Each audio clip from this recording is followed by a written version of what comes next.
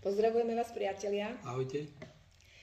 Je to skoro neuveriteľné, že v dnešnej dobe, kedy viaceré realitné kancelárie hlásia, že sa teda veľmi nepredáva, u nás sa predáva a to, čo sa podarilo nášmu maklérovi Miškovi Šumcovi, tak znie až skoro neuveriteľné.